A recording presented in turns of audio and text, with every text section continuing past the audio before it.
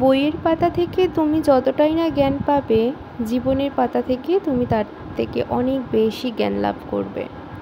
তো good morning. তো তোমাদের সাথে আজকে চলে এসেছি ভিডিওটা শেয়ার করতে। তো আজকে সকাল সকাল উঠে গেছি ঘুম থেকে। সকাল সকাল বলতে 8টার সময় ঘুম থেকে উঠেছি, কারণ ছেলে যেহেতু ঘুমিয়ে থাকে ওর সাথে সাথে আমার শুয়ে থাকতে হয়। কারণ আমরা যেহেতু উপরে থাকি, উপরে থাকার মতন আর কেউ থাকে না, নিচে সবাই সবার মতন কাজ করে। তো ওপরে ছেলেকে নিয়ে পাশে বসিয়ে রেখেছি, নিচে বসে বসে খেলা করছিল। সেই ফাঁকে আমি আমার বিছানার চাদরটা ঠিক করে পেতে নিয়েছি। আর কালকে আমি বাপের বাড়ি থেকে এই বাড়িতে এসেছি, তো ব্যাগ থেকে সমস্ত জামা কাপড়ও নামিয়ে নিয়েছি। ওদিকে ছেলে খেলা করছে। এবার যেই দেখেছি আমার হাতে ঝাঁটা রয়েছে, উনি তো ঝাঁটা তো নেবেই, ঝাঁটা নেওয়ার জন্য পাগল হয়ে যায়। তো ওকে কোলে নিয়ে আমার ঝাঁট দিতে হচ্ছিল, খুব কষ্ট হচ্ছিল ঝাঁট দিতে।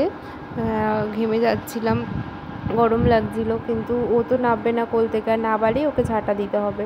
তো ঝাঁটার মধ্যে কত নোংরা থাকে, ওকে এটা দিই না আমি, খুব কম। এবার যখন খুব বায়না করে তখন তো দিতেই হয়, নাহলে কান্নাকাটি করে। তো তারপরে অনেক দিন হয়ে গেছে ঘরটা একদম পরিষ্কার করা হয় না, একদম সময় পাচ্ছি না।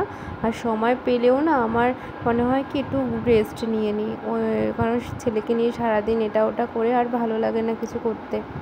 তো ঘরটা একটু ঝুল টুল ঝেড়ে নিয়েছি, ছেলে ওই টাইমে ঘুমোচ্ছিল, সেই ফাঁকে করে নিয়েছি। তারপরে দুপুরবেলা এখন বাজে 1টা, তো ওকে খাইয়ে স্নান করে খাইয়ে দিয়েছি, খাইয়ে ওকে ঘুম পাড়িয়েও দিয়েছি।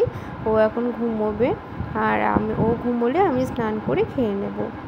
তো আজকের ভিডিওটা এইটুকুই রইল। তোমাদের যদি ভালো লেগে থাকে একটা লাইক কমেন্ট করে দিও, আর একটা ফলোও করে নিও। আর আমার সবার এসির রিমোট কোথায় থাকে? পাশে বিছানায় থাকে, আর আমার এসির রিমোট থাকে লকারের ভিতরে।